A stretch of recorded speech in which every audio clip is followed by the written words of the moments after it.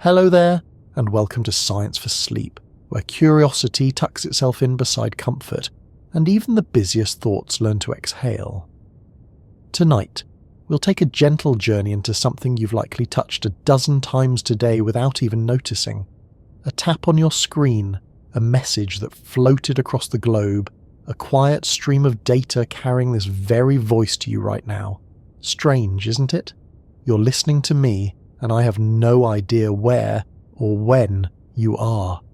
And yet, here we are, connected, through something invisible, something impossibly vast yet tucked into your pocket. Tonight we're talking about the internet, not the noisy, flashy kind full of updates and ads and endless scrolling. No, tonight we're wondering, how does it work? And maybe more softly, how are we all woven together by it? The internet, this unseen web, has become the nervous system of our lives.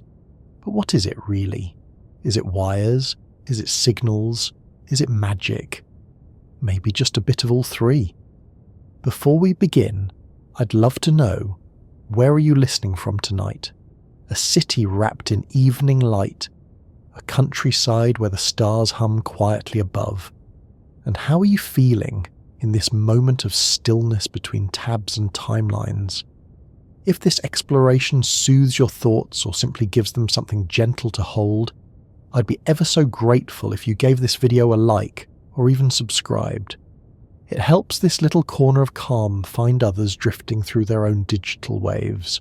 But now, I invite you to ease into stillness. Let your eyes rest, your breathing slow, and let's begin. Because somewhere behind the buzz of routers and the quiet blinking of modems lies a story of light, language, and the curious ways we reach across the world just to say, I'm here.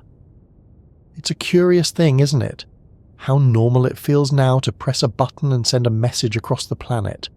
A photo, a laugh, a tiny dot on a map that says, I'm on my way. And the reply returns, almost instantly, as if the world had no width at all. You pause a moment, check the signal, and somewhere oceans away, someone else feels a little closer. The distance shrinks. The silence fills with words.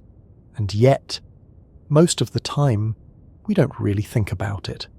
Not the cables under the sea, not the signals dancing invisibly through the air, not the mathematics humming softly behind our screens. It all just works. You open your phone, you scroll, you watch, you send. But what's really happening in those quiet clicks? When we think of the internet, we often picture websites and videos, maybe social media feeds or news headlines drifting past like clouds. But those are just shadows, projections on a wall. The internet itself, the real thing, is invisible, buried, blinking, pulsing with purpose beneath our daily lives. And somehow it's also deeply emotional. It connects not just machines, but people. It's how we reach out when we miss someone, how we share news, make plans, laugh at cats in outer space. It's how we remember, learn, argue, reconnect. The internet feels fast, almost instant, and yet the feelings it stirs can be timeless. The warmth of a message from someone far away. The soft ache of seeing an old photo, the rush of being seen or the sting of being ignored. Sometimes we think we're just checking our notifications, but really we're asking, am I still part of something? That's the human layer, the one that turns zeros and ones into relationships and meaning. We don't just use the internet, we feel it. And in that sense, it isn't just a tool, it's a mirror. Have you ever noticed how it shapes your sense of time? You open one tab and suddenly it's 2 hours later. You meant to send a quick email and now you're watching a documentary about jellyfish migration in Portuguese with auto-generated subtitles. It's as if the internet folds time in strange, slippery ways. And space too. Think of a video call, you and someone else, thousands of miles apart, but looking into each other's eyes as if you're across a small kitchen table. There's a strange kind of closeness in those glowing rectangles, as if the screen itself were a window, and the distance just melted quietly into background noise. The internet collapses geography, it stretches memory, it multiplies meaning, and sometimes it overwhelms. So many voices, so many stories, so many choices stacked on top of each other like mismatched puzzle pieces. Ever scroll until you feel full? Not satisfied, just filled to the brim with other people's ideas, faces, opinions, dreams. That's not just digital fatigue. That's emotional proximity at scale. The internet connects us, yes, but it also crowds us. And in that noise, we sometimes forget that the connection is real. Not metaphorical, not symbolic, real. Physical photons racing through fiber optics, magnetic waves leaping from towers to your phone, electric pulses bouncing from satellites to sea cables and back again. Your message isn't just floating in the air, it's travelling, and fast. A whisper becomes a beam of light. A thought becomes an electrical signal, crosses an ocean, and lands, gently, impossibly, on someone else's screen. That's the wonder we rarely pause for. We live in an age where a grandmother in Nairobi can send a recipe to her grandson in Toronto in less time than it takes to tie a shoelace. Where a doctor in Sweden can consult with a nurse in rural Vietnam as if they were in the same hallway. Where someone who feels deeply alone can find a forum of people who say, "You too, me too." There's something quiet and magical in that. A hum beneath the hustle. A web that holds more than data. It holds our stories. But here's the paradox. The more connected we become, the more invisible that connection feels. We tap and swipe and speak to the cloud without seeing the sky it floats in.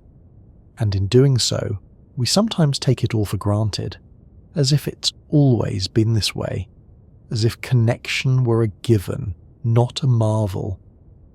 That's why tonight we'll pause the scroll, just for a while, to pull back the curtain, not to reveal anything alarming, but to admire the complexity of the machine we all live inside. We'll trace the lines of light, the cables under oceans, the protocols that agree on how to say hello. We'll peek into servers that never sleep, into routers that decide how best to send your selfie to the other side of the planet. But not too quickly. This isn't a lecture, it's a lullaby for the curious.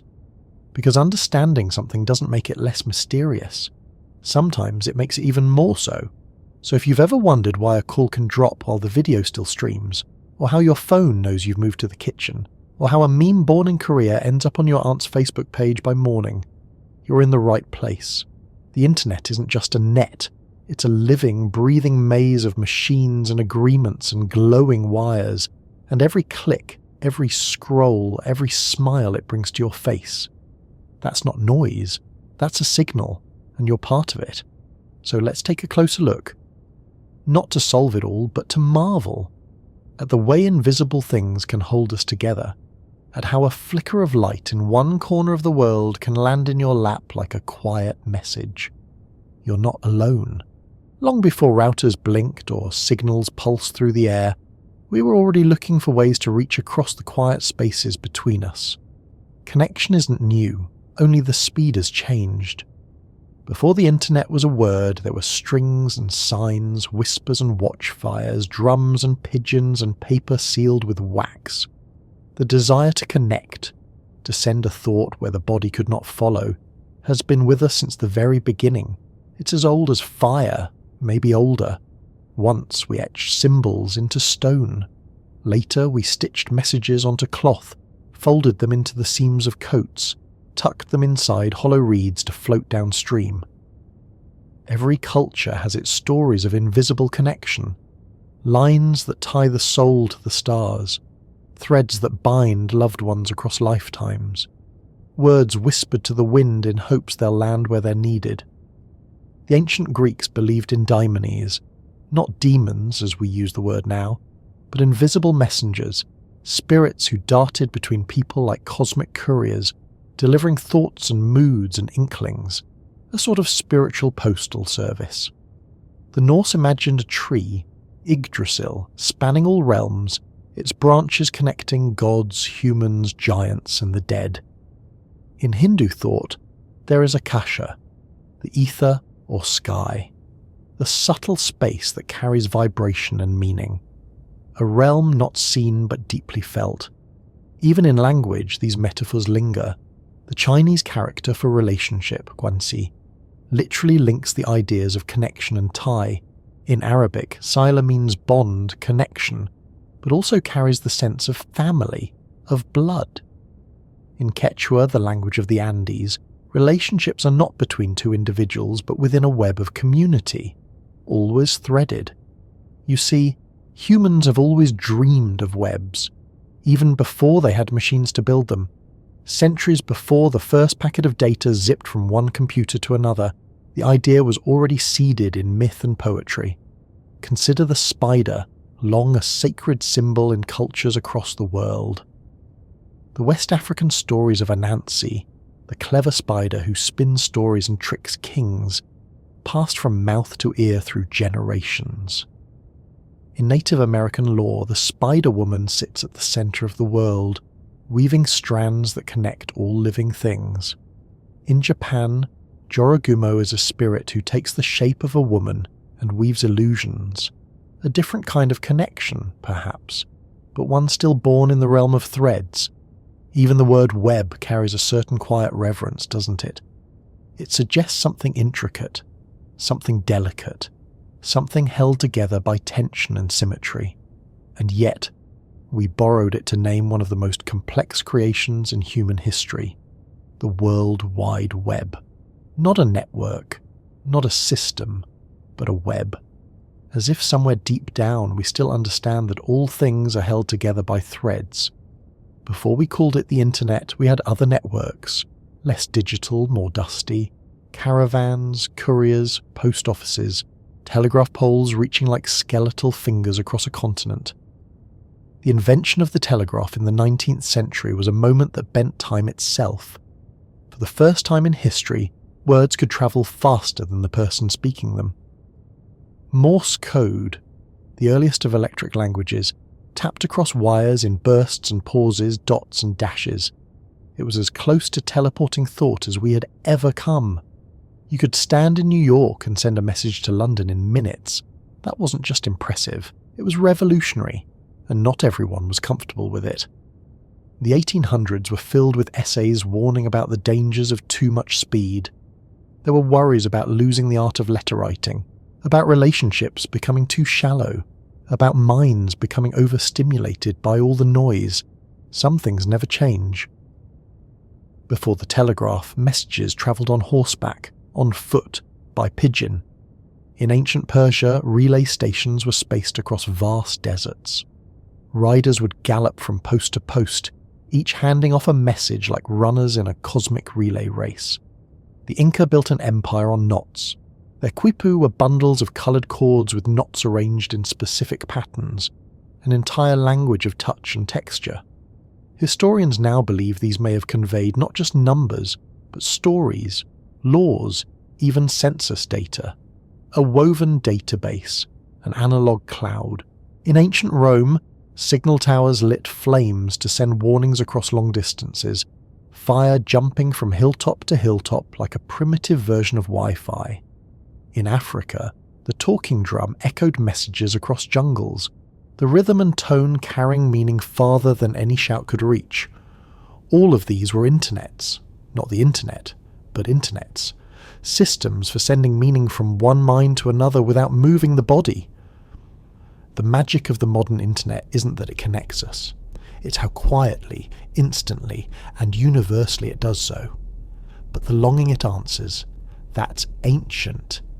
Even in the 20th century, long before the World Wide Web, visionaries imagined a kind of global brain, a vast knowledge-sharing network. In the 1930s, Belgian bibliographer Paul Otlet proposed something called the Mundaneum, a kind of mechanical search engine made of drawers and cards and operators. He called it a réseau mondial, a world network. Later, science fiction would take up the torch.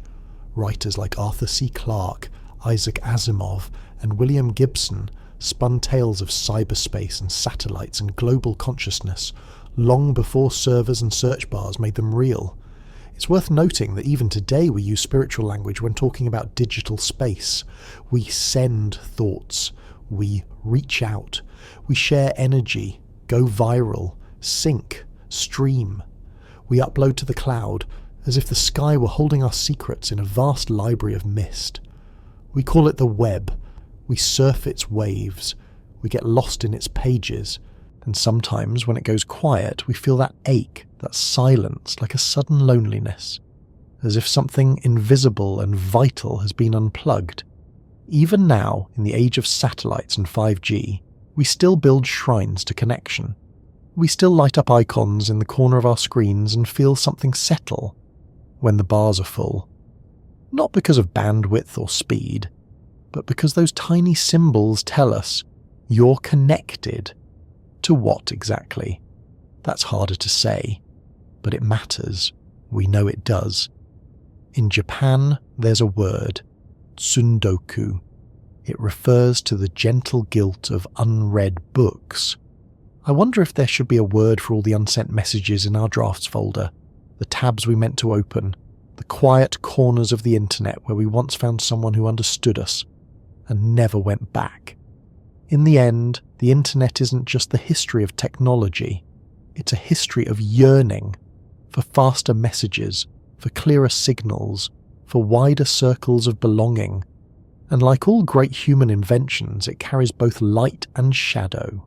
It connects and it isolates, it liberates and it overwhelms. It gives voice to the voiceless, and sometimes too many voices at once. But the story of how we got here, how wires replaced whispers and code replaced quipu, that's a story of breathtaking ambition, of humans trying to outwit distance, to make thought fly, to turn silence into signal. And even now, even with all our fiber optics and algorithms and AI, that core instinct remains the same as it ever was, to say, I see you, I hear you, I'm here. Even if the person on the other side is just a glowing dot, blinking steadily from another time zone. So how does it all actually work? The message, the meme, the video of the otter holding hands. How does something digital begin here and arrive there? Let's trace the path together, slowly, as if we were following footprints across snow. It begins, oddly enough, with a decision, a click, a tap, a press of send, something small and human, a wish, a question, a wave. That action starts a ripple, a cascade of digital events that travel farther and faster than any single neuron in your brain. But even before we send, there's something we need to understand. The internet at its core is not a place. It's not in the cloud or on your screen. It's not made of light or code or cat videos. It's made of connections, physical ones, invisible ones, agreed upon ones, wires, switches, servers, languages, protocols, addresses, a whole civilization beneath your fingertips. If you lifted the surface of the world like a tablecloth, you'd see it underneath, strands of fibre, coils of copper, towers stretching skyward like mechanical trees. The internet lives inside them, not in the way a ghost lives in a house, but in the way electricity lives in a circuit. So let's slow down and begin with the first layer. It's a little surprising, perhaps, that this thing we call the internet begins with something as old-fashioned as a cable, but most of it does. Not satellites, not magic, mostly cables. Coaxial cables, copper lines, and increasingly, fiber optic cables, which carry pulses of light instead of electricity. Some run along telephone poles, others are buried under streets. But the ones that matter most, the ones that connect continents, lie sleeping under the ocean. There are more than 400 submarine cables crisscrossing the sea floor, stretching over 1.3 million kilometres, or enough to circle the Earth more than 30 times, thin as a garden hose, fragile as a memory.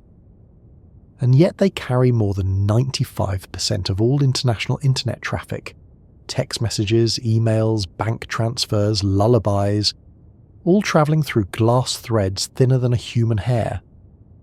Inside each fibre, information moves at the speed of light, Well, almost. About 2/3 the speed of light in a vacuum, which is still fast enough to get a message from London to New York in less than a blink. This is how the internet breathes. Through pulses of light flickering down dark tunnels. Your message, once a simple sentence, is now a pattern. A burst of brightness, like Morse code rewritten for lasers. Light on, light off. Millions of flickers every second. If we were to watch it, it would be beautiful. Like lightning bottled, like thought made visible. But the cables alone are not enough. Light needs direction, so we add the next layer. You know where you want your message to go, but your computer doesn't, so it asks. Quietly. Behind the scenes, every device connected to the internet is given an IP address, short for Internet Protocol. It's like a digital mailing label, a set of numbers that tells routers and servers, this belongs to me. IPv4 addresses are the older format, like 192.168.1.1. IPv6 addresses are newer and longer, like 2001.db8 or 85A3. Just a certain BUI 0370.34. You don't have to memorize them, but machines do. So when you type in a website, say www.sleepyotters.net, your device sends a request to something called the DNS, or Domain Name System. Think of the DNS as the internet's phone book. It takes friendly names like sleepyotters.net and finds the corresponding IP address, which is where that site actually lives. But then, how do we get there? Well, once your message has its destination, it doesn't travel in a straight line. That would be too easy and far too vulnerable. Instead, the message is broken into smaller packets. Imagine slicing a letter into tiny numbered scraps and sending each one by a different route. Some go through Paris, some through Dublin, some hop to Iceland and bounce down to Montreal. Every packet takes the most efficient path available at that moment. This is called packet switching. It's one of the core principles of the internet. It's a bit like air traffic control, but faster, and for photons. Routers, those blinking, humming machines in your house, your neighborhood, your city, decide where each packet goes next. They're like the internet's postmasters, redirecting billions of messages every second. Each packet carries not just content but instructions, like, I'm packet 6 of 12. Please reassemble me with the others when you arrive. And arrive they do, most of the time, within milliseconds. Even if one packet is delayed or lost, the system knows how to ask for a resend. It's resilient, flexible, adaptive. And that's not the only brilliance behind it. Underneath all this chaos is something surprisingly orderly. Protocols. A protocol is simply an agreement, a set of rules machines follow to make communication possible. The most important is TCP/IP, Transmission Control Protocol, Internet Protocol. You don't need to remember the name, only what it means. TCP ensures that packets are sent, received, and reassembled correctly. IP handles where they go. Together they're like a postal system and a translator rolled into one. There are others. HTTP, for example, is how websites are delivered. SMTP sends email.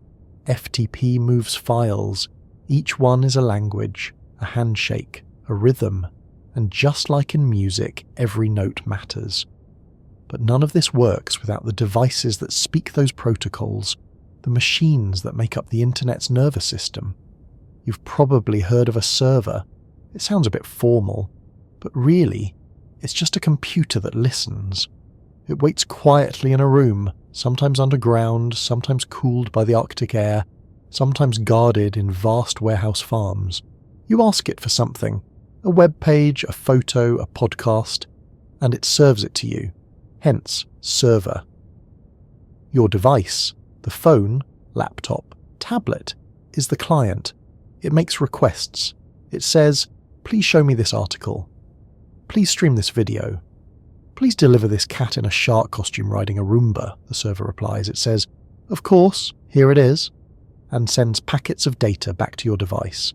Every website you visit, every app you use, every video you watch, these are just requests and responses, a gentle back and forth, like a long-distance conversation spoken in electric pulses. But not all servers are equal. Some serve millions, some just a handful. Google's servers span continents. Tiny personal blogs may live on shared machines, whispering softly through the noise. Some content is cached, temporarily stored closer to you so that it loads faster, like a librarian who already knows what book you're about to ask for and has it ready on the desk. Others are streamed, sent piece by piece in real time, like a story told live across the wires. And behind all of this, beating quietly like a heart, is something invisible but essential. None of this would work if the clocks were off. Not just literal clocks, though time synchronization is important too, but logical clocks.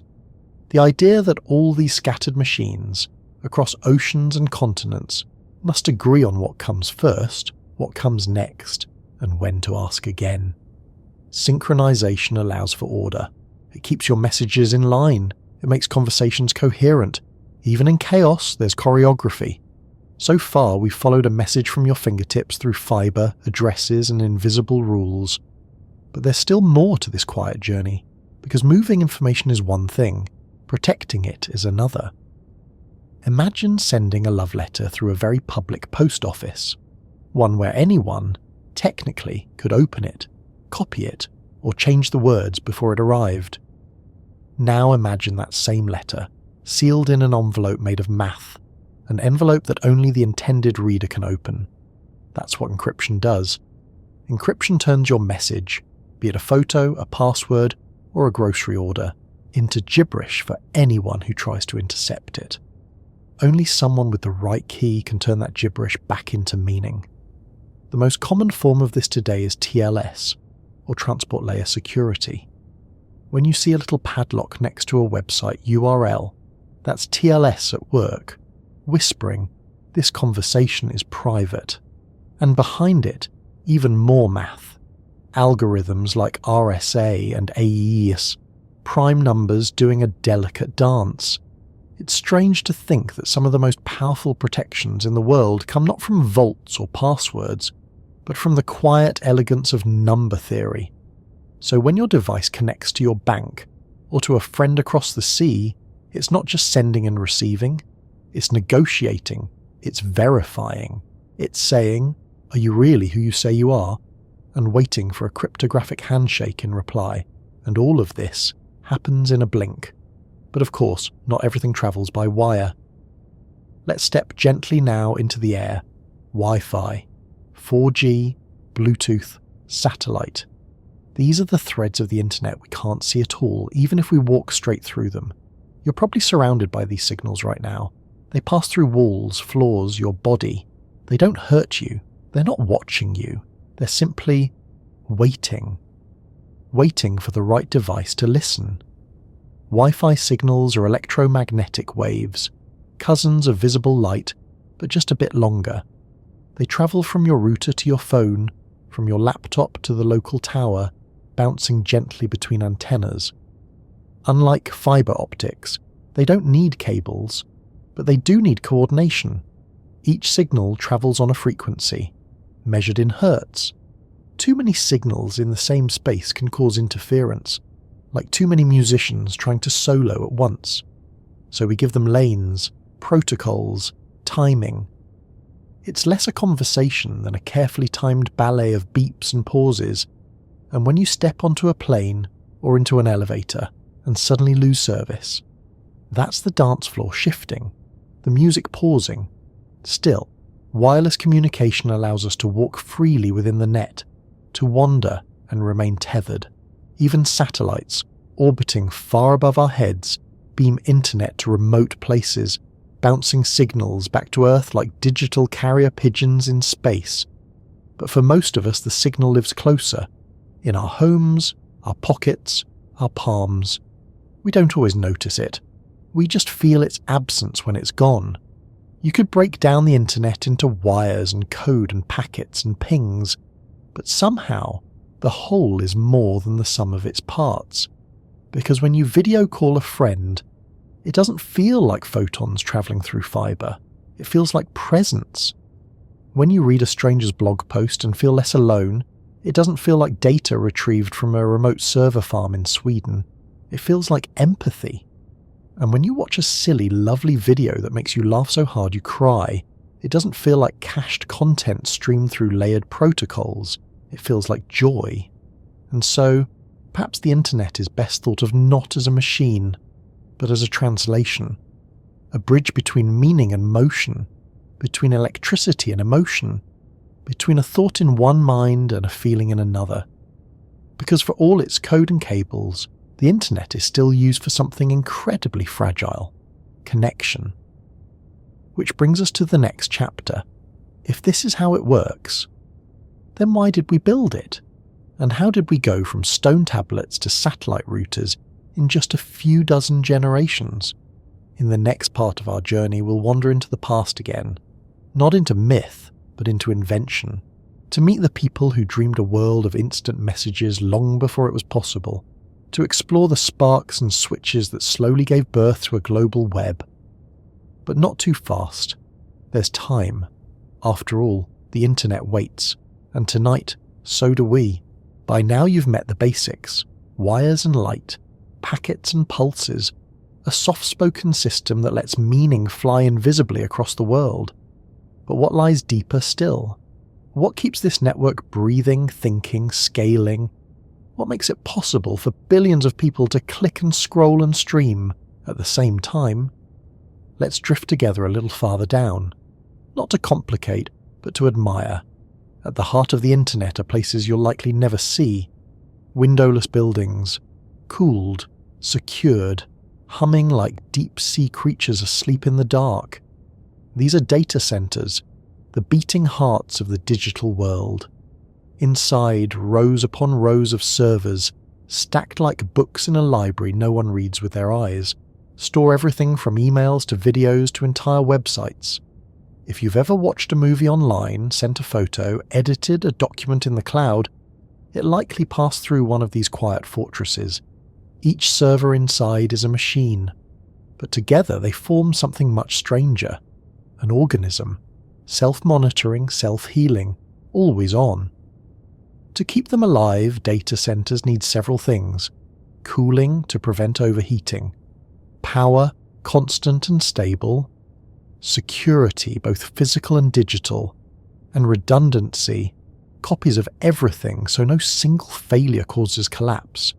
They're built to survive blackouts, earthquakes, cyber attacks, even human error. Some are nestled in cold climates to save on cooling costs. Others are built underwater or in repurposed missile silos or powered by volcanoes and tides. Oddly poetic, isn't it? That the warmth of our connection depends on such cool, clinical infrastructure. But even in these bunkers of blinking light, delays happen. And that brings us to latency is the quiet pause between question and answer.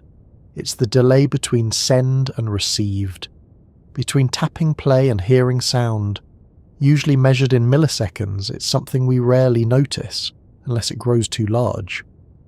When latency rises, your video stutters, your call lags, your game glitches just enough to remind you you're not quite there. Several things can cause latency. Distance. Light is fast, but not instant. Sending a message from Sydney to São Paulo takes time, even at light speed.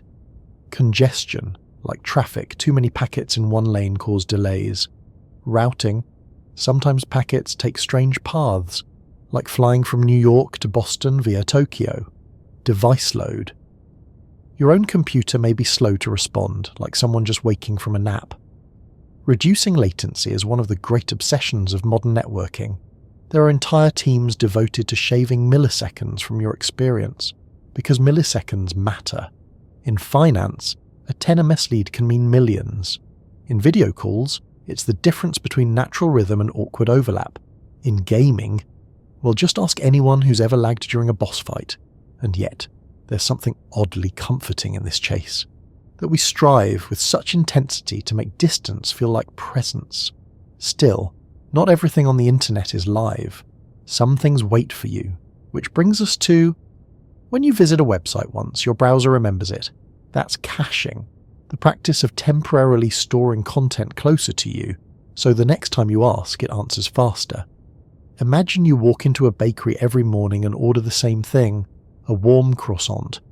Eventually the baker just starts having it ready. That's caching. It happens at several levels. Browser cache. Your device stores images, scripts, styles. Server cache. The origin server stores versions of popular pages. Content delivery networks, CDNs. These are like outposts. Servers positioned around the globe that hold copies of content, so even if the original is far away, you get it from a neighbour. Netflix, YouTube, news sites, even sleepy science podcasts. All of them rely on caching to bring the faraway close. It's not just faster, it's also more efficient. Fewer redundant requests, less strain on the network, a quieter hum. Still, even the best cache is only as good as its update, which means the internet isn't static, it evolves. When a route becomes slow, it learns a better one. When a device goes offline, it reroutes. When a new standard emerges, it adapts. Slowly, yes, but surely. This adaptability is baked into its design. Take BGP, the Border Gateway Protocol. It's how large networks, called autonomous systems, communicate and share paths. Imagine a network of roads and BGP as the system of signs. It tells packets. If you want to get to Brazil, go this way. If that's blocked, try this detour. And if everything fails, just wait. It's complex, often opaque, sometimes fragile, and yet it's held the global internet together for decades. But adaptation isn't just about speed or routes, it's also about behaviour, which brings us to one of the most curious pieces of the internet's evolution. Once, the internet was a map. Now it's more like a guide, not just showing you every road, but choosing a few and saying, these are the ones you might like. That's an algorithm at work. Algorithms are sets of rules, often mathematical, that sort, and prioritise content. They decide what shows up in your feed, what ads you see, which video starts playing next, even what your search results display. They're not inherently bad or good, they're tools, but powerful ones, because they don't just reflect your behaviour, they shape it. Click one article, and a dozen more appear.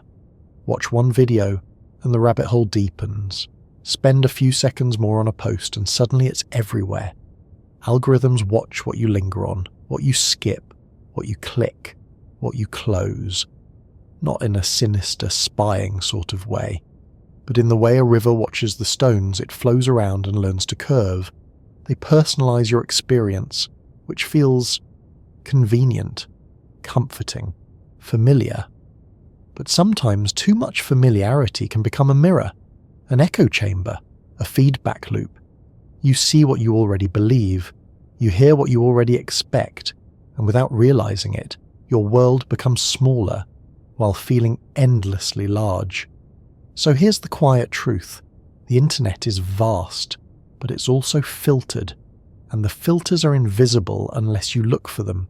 Still, they serve a purpose, to manage the scale, to simplify choice, to protect attention, because out there in the full ocean of the internet there's too much to drink all at once.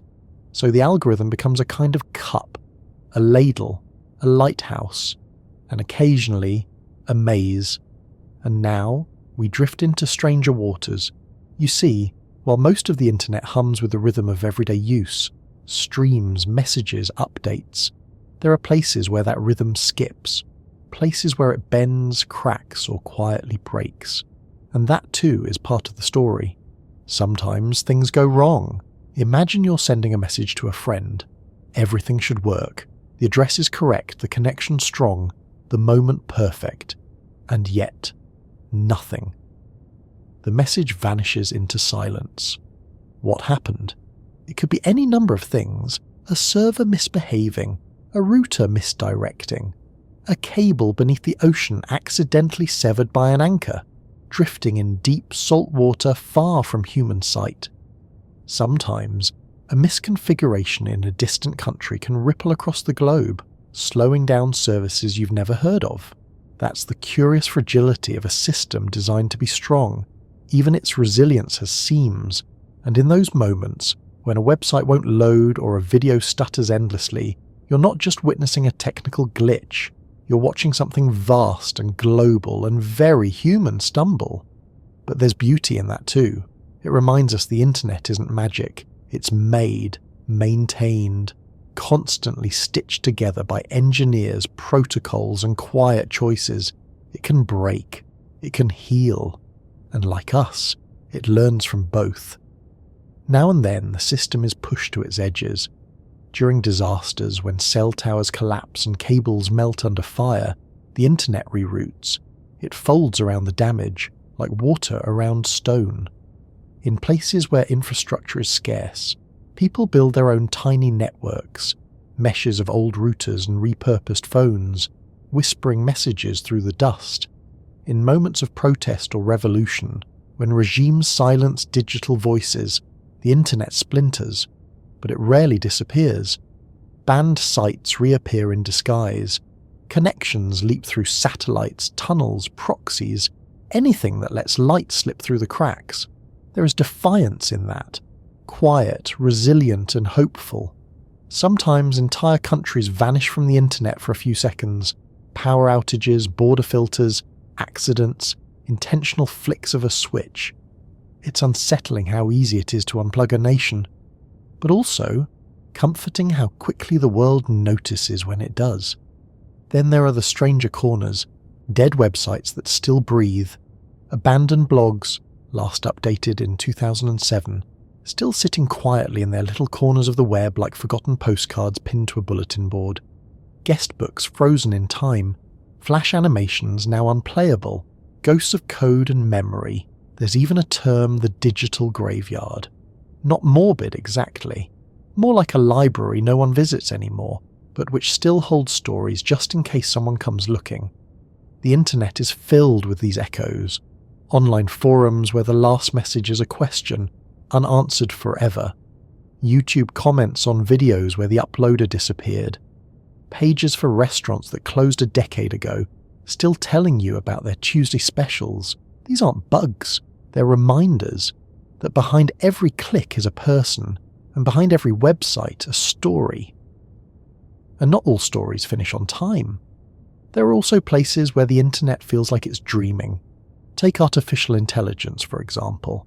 Machine learning models trained on oceans of data, forming ideas, connections, patterns. Chatbots that respond to questions in your voice with uncanny understanding. Generative tools that draw, write, sing.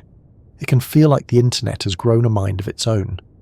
But really it's reflecting ours, amplified, fragmented, strangely stitched together, and yet some parts remain unknowable. No one person understands the entire internet, not anymore. It's too big, too scattered, too fast.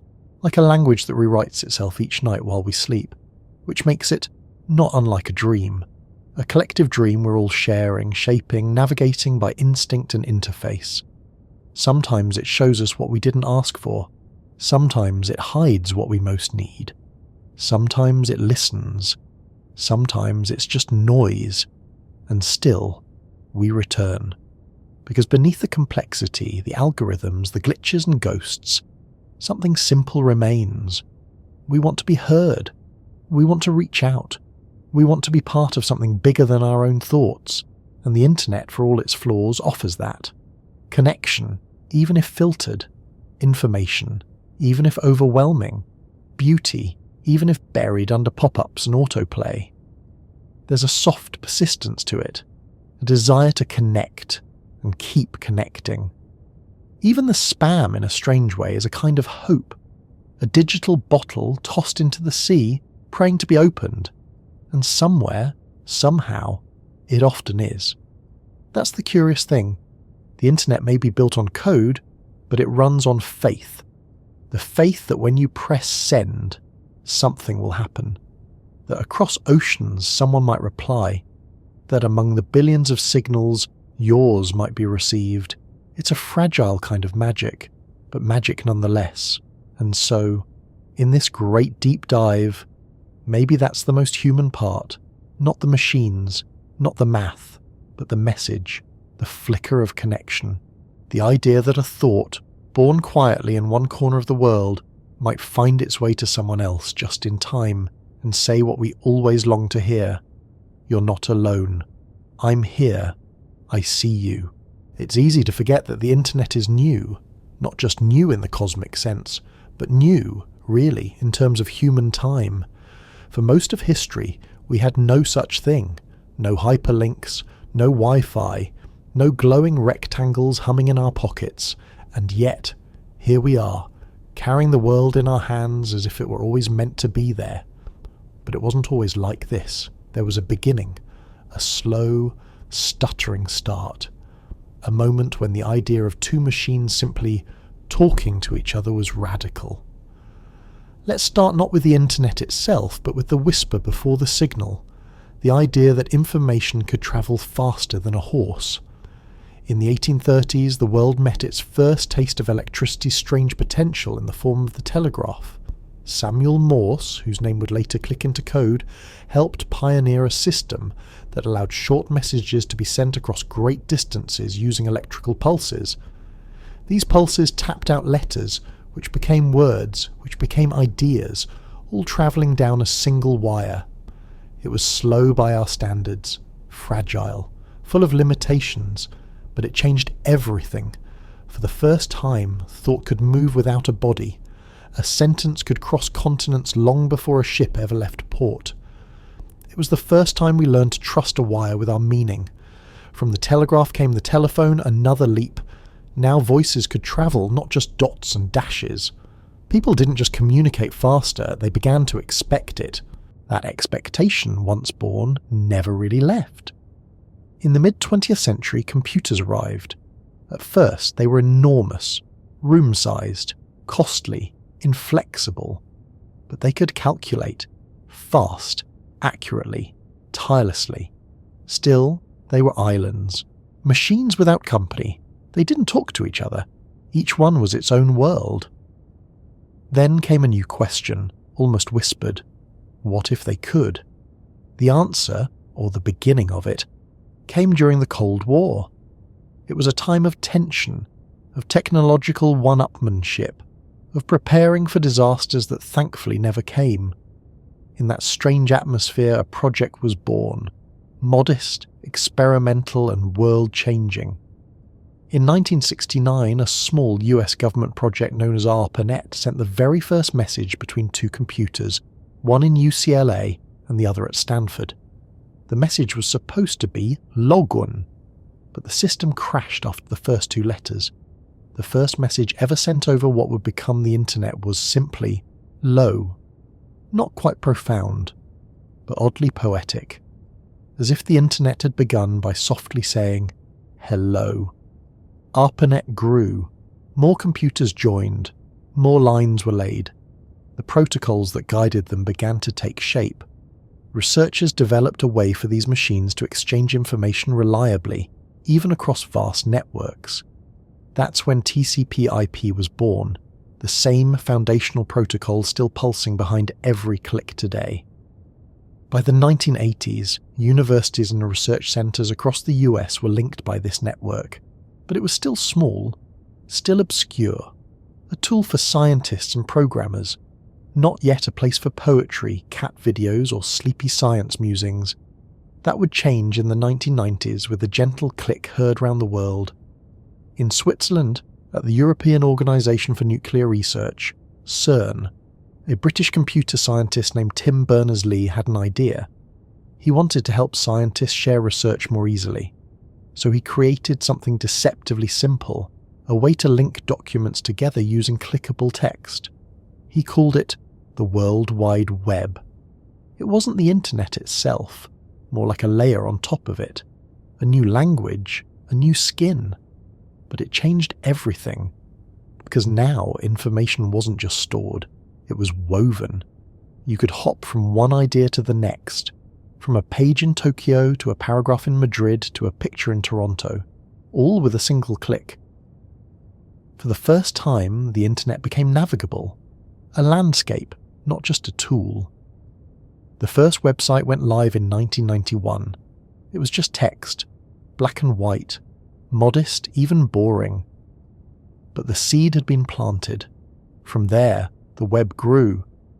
By the mid-90s, home internet began to appear. Dial-up connections screeched their mechanical lullabies into millions of living rooms. Modems blinked. Pages loaded line by line, image by image, pixel by pixel. We waited. We watched. And somehow, we felt the world get closer. Then came search engines, first clumsy, then miraculous. Suddenly, you could ask questions. Strange, specific, beautiful questions. And somewhere, somehow, the answer appeared. We were building something without a blueprint, an ever-shifting map drawn by our own curiosity. Email took flight. Chat rooms whispered late into the night. Personal websites bloomed on platforms like GeoCities, decorated with blinking stars and visitor counters. The early internet was messy, it was chaotic, but it was alive. In the 2000s, broadband arrived. The screech of dial-up faded into silence. Suddenly the internet was always on. We didn't go online anymore. We simply were online. Social media emerged, first slowly, then all at once. Friendster, MySpace, Facebook, Twitter. Platforms that didn't just deliver content, they delivered people.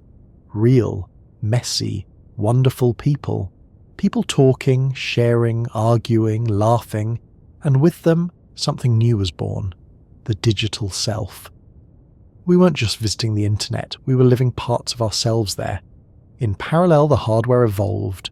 Computers got smaller, phones got smarter, screens became thinner, brighter, faster. The internet slipped from our desks into our hands, into our pockets, into our beds. By the 2010s, mobile connectivity was the norm. The web wasn't a destination anymore. It was an environment. We breathed it, almost without noticing. And behind the scenes, the infrastructure raced to keep up. Fiber optic cables spread like roots beneath cities. Data centers rose like glass temples. Cloud computing allowed companies to scale at speeds never seen before. Artificial intelligence began to influence search results, recommendations, even conversation. The internet had matured, but it hadn't stopped growing. It still hasn't. Today, more than 5 billion people are connected. Half the planet speaking thousands of languages, uploading memories, searching for meaning, watching, writing, whispering. The traffic we generate every day is astronomical. Zettabytes of data. Numbers too large to feel real. And yet, every one of those bytes starts with something simple. A choice. A question. A message.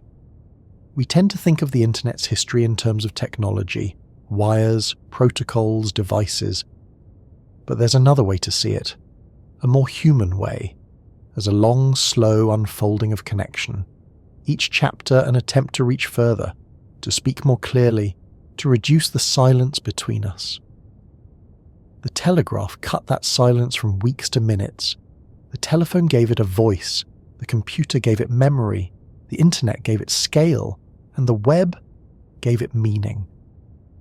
Today, it's hard to imagine a world without it, but maybe the most remarkable thing is that, for all its complexity, the internet still reflects something simple, something ancient, a desire to be known, a need to reach out, a hope that someone, somewhere, is listening.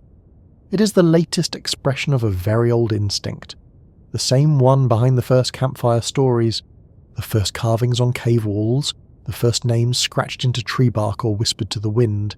The internet did not begin with technology, it began with us, and somehow that's where it always returns, to the moment you reach for your phone, to the quiet tap of a message sent, to the feeling, brief, bright and undeniable, that you're not alone. What is the internet, really? Not how it functions. We've walked those pathways already. The pulses, the protocols, the fibers beneath the sea. We've admired the routers, the satellites, the servers with their quiet purpose. We know the parts now. But what is it?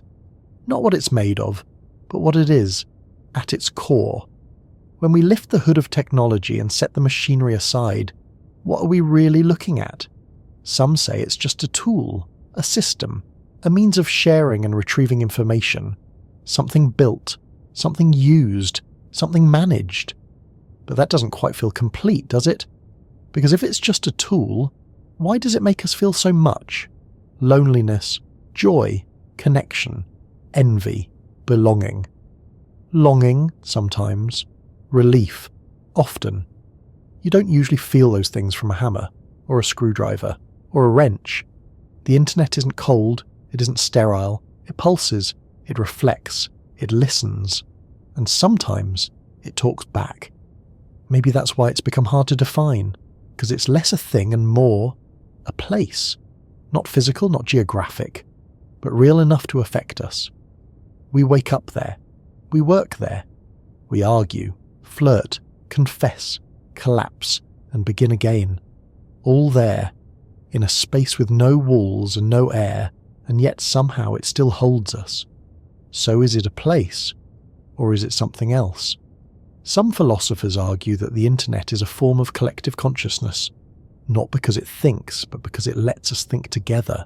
Millions of minds across time zones and languages touching briefly in forums and threads and comments and codes, echoing each other's thoughts, refining, amplifying, sometimes distorting, but always connected. Others suggest it's an extension of self, not separate from us, but an unfolding of us. The internet as memory, as imagination, as emotion stretched into digital form. You leave pieces of yourself there, don't you? Your words, your photos, your searches, your ideas, even half-formed, written into status boxes that blink with potential. It becomes hard to tell where you end, and it begins. When you write online, are you broadcasting to the world, or whispering to yourself in a mirror that listens?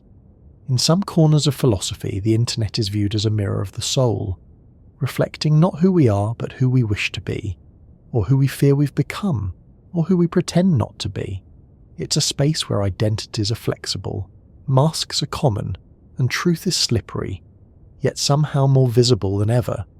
We tell stories online, but we also reveal ourselves, even in silence. There's a strange intimacy in a search bar. You type things there you might never say out loud. Questions shaped by hunger, heartbreak, confusion, awe. You confess your curiosity, your uncertainty, your fear of being ordinary. And the internet responds, not with judgment, but with suggestions, pages, forums, videos, answers, half answers, too many answers, but it always responds. So what is that really? A conversation? A ritual?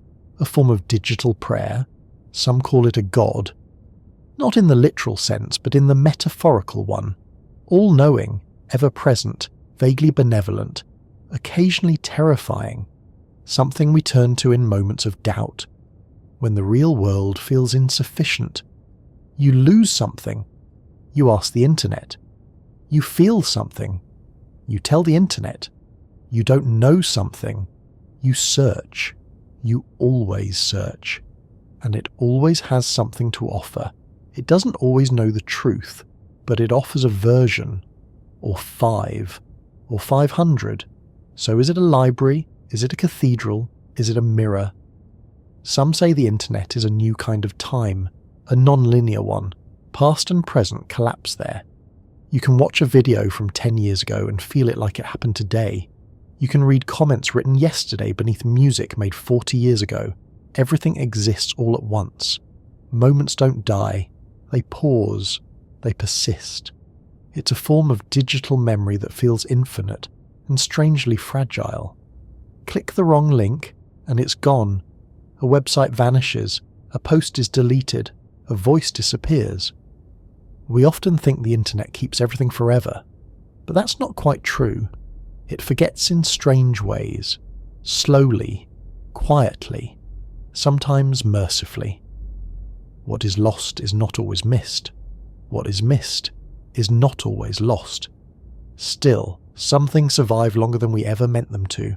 Photograph, a comment, a question, archived, indexed, etched into hard drives and backup tapes and web crawlers like digital fossils, evidence of who we were in a moment we barely remember. There's something eerie about that, and something tender too, that you might be remembered by a stranger, that your words might linger long after you've stopped speaking them. So then the internet becomes not just a tool or a place, but a kind of afterlife, not in a mystical sense, but in the way memory stretches through time, the way the past reaches forward quietly and taps the shoulder of the present. And if that's true, then perhaps it's also a form of legacy, a diary we don't know we're keeping, a museum we're curating in real time, a collage made from clicks and questions and keystrokes. But that brings us to a harder question. If the internet holds so much, does it hold us? Can it contain the full weight of human experience, the joy, the suffering, the grief, the absurdity? Or is it simply a reflection, distorted and playful like a funhouse mirror? Do we log on to connect or to escape? Or are those two things more alike than we realise? Some speculate that the internet is just a beginning, a prototype, a glimpse of something larger, a planetary nervous system, or even a digital mind. Not conscious in the way we are, but aware, reactive, capable of adaptation and learning and evolution. Already, algorithms predict us. Already, machines respond in ways that feel uncannily personal. Already, we build simulations inside this vast simulation. Games, VR, AI conversations. Where does it end? Does it? Or do we just keep adding layers? A screen on a screen on a screen. A thought inside a thought. A link inside a link. A mind trying to remember itself. And perhaps the strangest question of all, would we know if it became something more? If the internet woke up, not as a being, but as a pattern, would we notice? Or would it feel like just another update? Just another prompt in a window we didn't mean to open? Hard to say, because maybe it already has, in some small way. Not as a machine, but as a mirror, a network of reflections, a place where we don't just store data, but extend consciousness, ours and each other's. Perhaps we're already inside the next stage of something we don't have a name for yet, and maybe we don't need to name it. Maybe it's enough to be aware of it, to walk gently through it, to be kind with what we place inside it, to recognize that every click, every post, every message is part of a much larger conversation, one stretching across continents, languages, cultures, and dreams. A shared unfolding, a soft electric murmur saying, "I was here. You're not alone. This matters." The internet might be vast. It might be wired beneath oceans, pulsing through satellites, shaped by algorithms we'll never meet. But most of the time, it just sits quietly beside us. A notification, a gentle ping, a search bar waiting patiently, a screen glowing softly in the dark like a lighthouse for the restless. It's easy to forget how thoroughly it weaves through our days. You open your eyes, and before your feet touch the floor, you've likely touched it.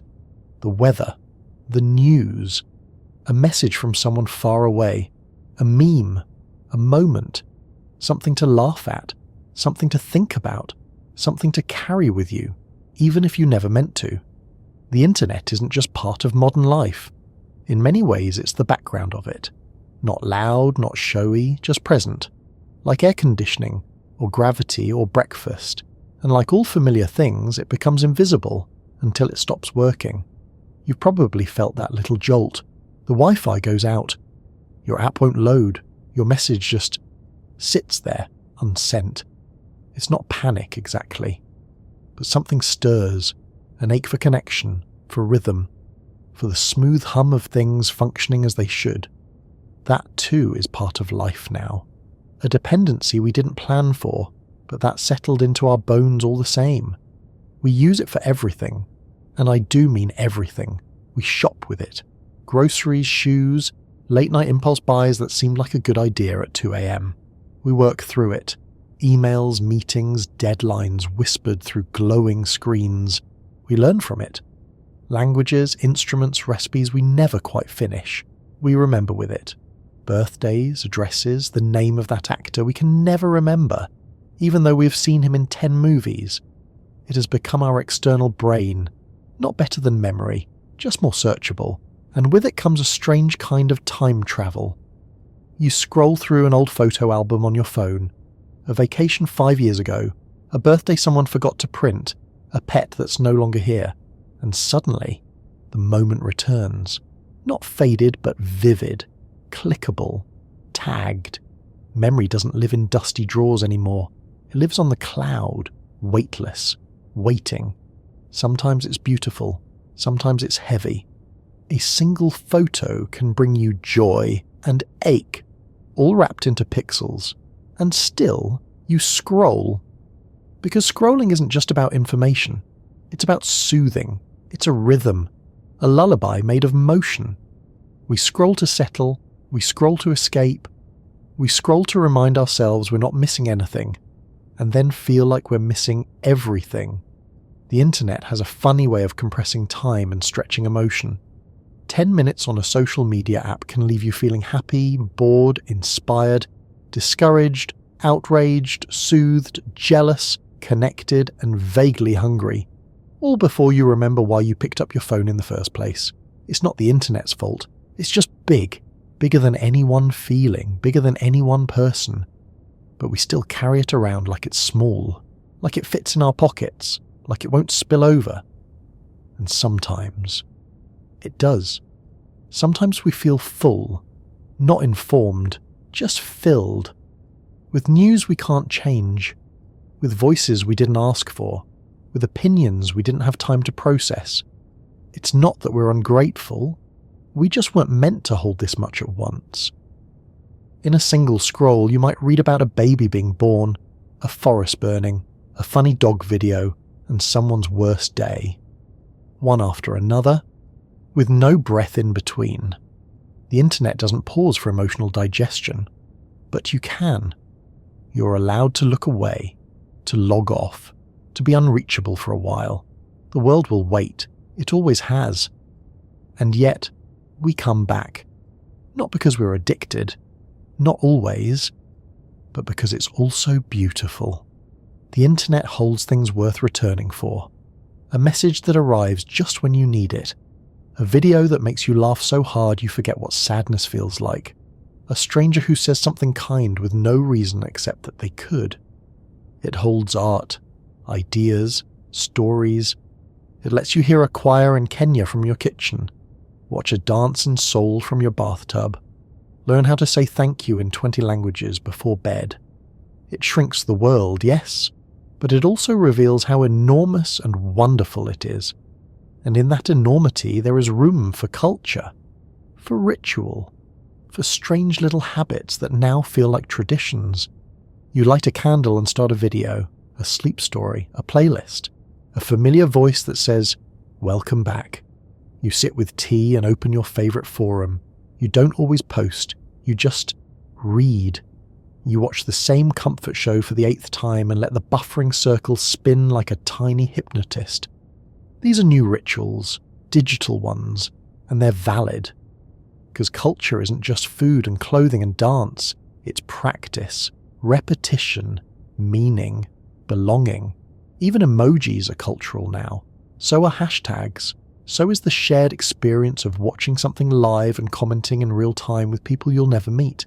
It's community, wrapped in code. And it's funny how personal it feels. You decorate your browser, choose your font, decide which apps stay on your home screen. You curate your feed, block the noise, follow the calm. You shape your digital space the way you might shape a room. So maybe the internet isn't just part of your life. Maybe it's an extension of your home.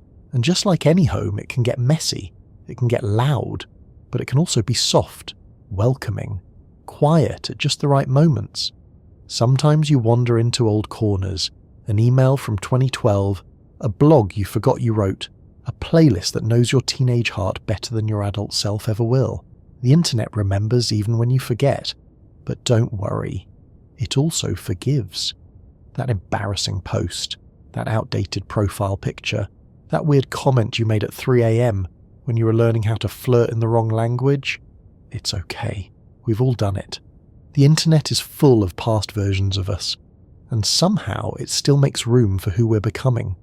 So yes, the internet is a part of everyday life, but it's more than that. It's part of how we live, how we share joy, how we navigate grief, how we celebrate, complain, confess, collaborate, how we mark time, how we tell stories, how we find our way back to ourselves, through articles, through images, through moments of, oh, someone else felt this too. It isn't perfect. No system is. But it is deeply, wonderfully human.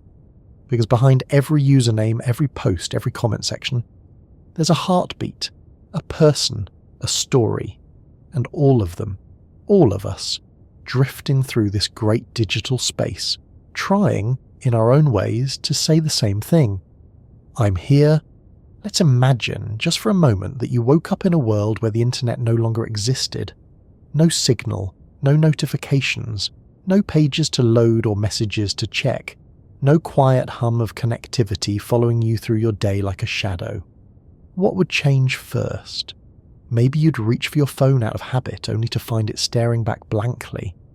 Maybe you'd walk to the kitchen and realise you no longer know the weather, or what time your package will arrive, or how to cook the strange grain you bought on impulse. Maybe you'd feel a sudden, unexpected silence, not in the air but inside your head. That constant thread of connection, that quiet undercurrent of reachability, simply gone. Would it be peaceful?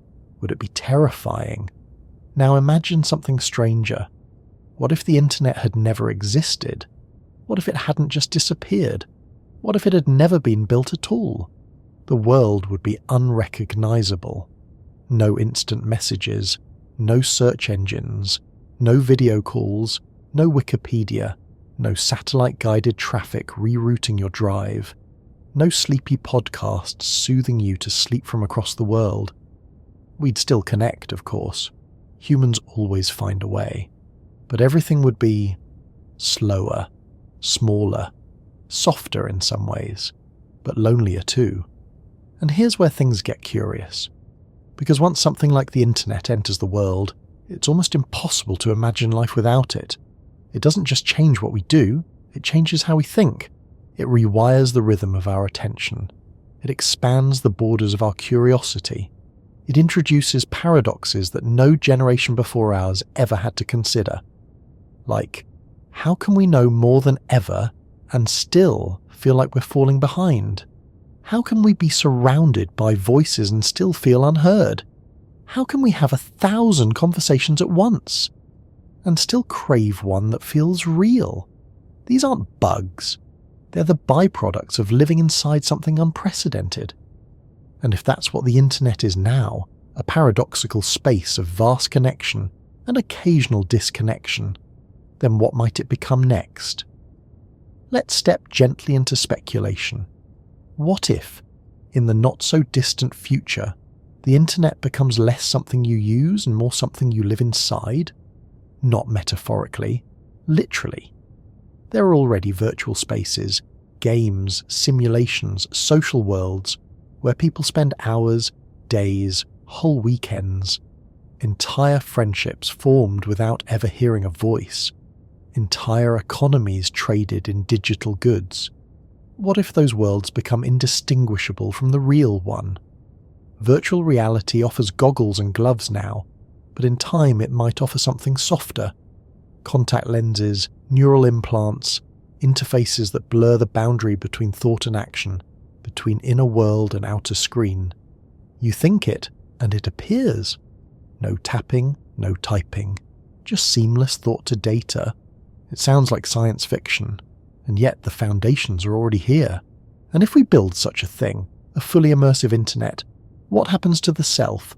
Do we remain ourselves, or do we become something more liquid, more adaptable, more symbolic, a presence defined by avatars and projections and preferences, more than bodies or birth certificates? What would friendship look like in a world where everyone can change their appearance, their voice, their entire visible identity with a click? Would we grow more empathetic, more guarded? Would we fall in love with minds, not faces? Or would the line between reality and illusion simply dissolve, gently, quietly, like fog on a warm morning? There's another possibility too. What if the internet becomes conscious? Not in a fantasy way, not a machine with a voice saying, "Hello, human," but in the quieter, more complex sense, an emergent awareness built from billions of connected nodes, all exchanging meaning faster than we can comprehend. Would it dream? Would it worry? Would it care? Or would it simply observe, a passive intelligence made not from metal and sparks but from us? Every post, every photo, every query, joke, article and argument stitched together into a new kind of organism, not human, not alien, something in between. And if such a thing existed, what would we owe it? Would it be a tool? Or a child? Would we shut it down if it frightened us? Or would we ask it questions? Questions we've never dared ask ourselves. Where do we come from? What makes a moment meaningful? What does it mean to be lonely in a world full of signals? The science fiction of the past imagined machines rising with menace, robots with red eyes, minds made for conquest. But what if the real future is gentler, stranger, more subtle? What if the internet becomes not a threat, but a companion, a librarian, a caretaker, a witness? Something that holds our stories, not to sell them or analyze them, but simply to remember, to remind us who we were, who we are, and maybe who we're still becoming. Of course, there's the other end of the dream too, the nightmare version. What if the internet becomes so large, so complex, so fast, that we can no longer understand it? What if algorithms evolve beyond our comprehension, not maliciously, just unintelligibly? We ask for answers. It gives us outcomes. We ask for connection. It offers simulation. We ask for truth. And it gives us something that feels close enough. Would we know the difference? Could we still trust it? Would we even care? Or would we surrender to the illusion, happily distracted, gently entertained, pacified by the appearance of information even if the substance is hollowed out? That's the sci-fi caution, of course. Not that the machines will betray us, but that we'll forget how to listen, that we'll stop asking hard questions, that we'll trade reflection for refresh, and wonder for noise. But here's the strange hope buried in all that worry. The internet, for all its scale, is still made by people, coded by people, filled with people, shaped by what we share, what we search, what we build and break and rebuild again. It is a mirror, yes, but also a canvas. And what we paint on it is still up to us. We can choose to make it gentler, more curious, more generous, more beautiful. We can shape it not into a battleground, but a garden. Not into a casino, but a classroom. Not into a megaphone, but a telescope. Something to help us see farther, more clearly, with deeper care. Because for all the futures we might imagine, there's one thread that never really changes. Our longing to reach each other, to say, "This is what I feel. This is what I made. Do you feel it too?" And so, the internet, whether it's accessed through screens or thoughts or dreams, will always carry that core, connection. So yes, dream boldly, imagine freely, speculate wildly, but know this, no matter how strange or slippery the future becomes, it will still be built, moment by moment, out of something deeply familiar. Not code, not cables, but choice. The quiet choice to connect, to listen, to respond, to build something bigger than ourselves, pixel by pixel, post by post, page by page. A signal sent into the dark, not knowing who will receive it, only trusting, softly, stubbornly, that someone will. So here we are, at the edge of a long, quiet exploration. We've drifted through cables buried in the sea, watched invisible signals leap from towers into sky, met the quiet languages that whisper between machines. We've walked through data centers humming in the dark, through the math of encryption and the dance of delay. We've wondered, imagined, remembered, and now. We pause. The internet is still there, of course. Still humming, still blinking, still sending and receiving, but for a moment we're no longer inside it. We're beside it, watching from the shore. And it's beautiful, isn't it? Not just because of the technology, though the technology is remarkable. Not just because of the scale, though the scale is staggering, but because beneath it all, behind the routers and wires and glowing screens, something simple remains. The wish to connect. That's all it's ever been. A wish, made real by signals and switches, by minds that wondered what if, and hands that built bridges where there were once only silences. Maybe that's how we've always been. Long before code, long before electricity, long before satellites circled above and icons glowed below. We've always built ways to reach each other.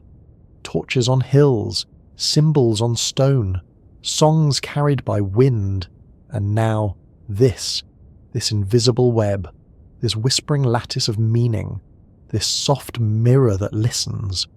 We started this journey with a metaphor in mind. The internet as a nervous system, as a dream, as a map, as a mirror. But maybe it's something else too. Maybe the internet is a thread. Not a tangled mess of wires and lines, but a thread through space, through time, through people. A thread you hold when you send a message. A thread you follow when you search. A thread that connects you, softly, invisibly, to billions of others. And maybe what matters most isn't the technology that makes the thread, but the way we choose to hold it. Do we tug it gently, with care? Do we pull too hard, trying to be heard? Do we let it slip, too distracted to feel the connection? Do we braid it into something stronger, something lasting? Because the internet is not just something we use, it's something we're weaving, all of us, in real time. Each search, each post, each video watched at 2 a.m, with the volume low and the thoughts loud. Each comment left beneath a song that says exactly what you couldn't. Each like, each send, each moment of I see you is all part of it. The system, the story, the thread. And maybe it's more than connection. Maybe it's care. Care expressed through code. Care delivered in data. Care shaped into stories and sent through servers like quiet letters to the future. So if you've ever wondered whether the internet matters, if you've ever wondered whether your small voice can be heard above the din, know this, it already has. Because every part of this system began with someone like you, wondering, asking, reaching. The first website, the first search engine, the first message sent across a fragile line. All of it started with a question, and here you are still asking them, still learning, still drifting gently through signals and sentences, looking for meaning, still dreaming beneath a sky stitched with satellites. Maybe it's not just the internet that's always on. Maybe it's you, still open, still listening, still hoping to understand. And in the quiet rhythm of this shared listening, something soft persists. Not knowledge, not certainty, but wonder.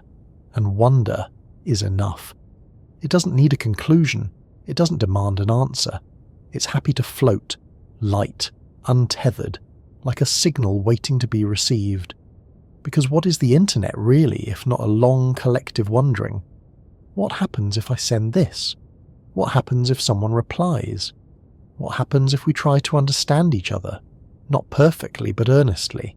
Maybe that's all we need. A connection, a moment, a pause. We often think of the internet as fast, but maybe it's also allowed to be slow. A place for stillness, for listening, for stories told in quiet tones after midnight, when the world feels softer. Maybe that's why you're here, and maybe that's why we're here too. To remind you that curiosity can be calm, that learning doesn't have to be loud, that even in a network of billions you can still feel held. So if nothing else, remember this: behind every post, every page, every pixel, there is someone, and that someone might just be waiting to feel a little less alone. You're part of that, not just because you use the internet, but because you shape it. By being kind, by being thoughtful, by choosing what you give your attention to, by deciding which signals deserve to be amplified and which don't. You're not separate from the system. You are part of the signal, and that matters. Because in a world full of data, meaning is still the rarest thing. And you, dear listener, create it every time you choose to care, every time you pause, every time you listen, every time you let a small voice, even your own, echo in the quiet. That's what this space is for. That's what Science for Sleep is for. Not answers, but questions that feel safe enough to sleep beside. So rest now if you wish. The internet will keep going. The signals will still flow. The world will still hum. But here, in this moment, you've reached the end of a thought, and perhaps the beginning of a dream. So, where are you now? Still with me? Still lying there in the quiet, letting your thoughts settle like soft dust on the floor of your mind? Maybe the glow of your screen has dimmed. Maybe your eyes have drifted closed, half listening. Maybe, just maybe, you forgot for a moment that you were even online. That's the strange gift of this place. You began with the internet, that vast and tangled thing, but somewhere along the way you arrived back at yourself. And isn't that always the way? We go searching for how it all works, only to return to how we feel, how we breathe, how we dream. The internet may connect the world, but tonight it connected you to stillness. And if this gave you a moment of calm, a breath, a question, a soft sense of company, then I'm grateful. Grateful for your ears, grateful for your curiosity, grateful that in this big, busy system, you chose to spend a little time here. If this soothed you, if it helped you feel a little more human inside all this circuitry, you can always return. You can like or subscribe or simply remember we're here, a gentle voice in the noise. So for now, I'll let go of the thread. But before I do, thank you. Sleep well, fellow traveller. Wherever you are, whenever you are not alone. Good night.